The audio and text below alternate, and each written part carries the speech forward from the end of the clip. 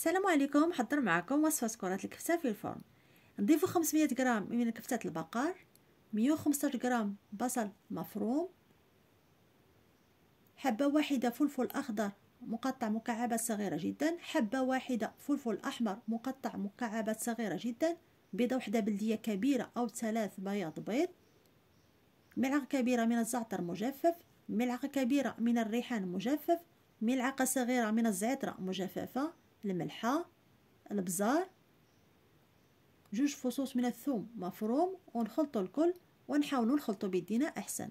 ندهنوا لاطات الفرن بزيت جوز الهند ونعملوا كرات يكون عبار متساوي، ونسخنوا الفران على درجه مئويه 200 ونخرجوهم ونقدموهم مع صلصه مارينارا حضرتها معكم من قبل. كاين فيديو في القناه للغمس.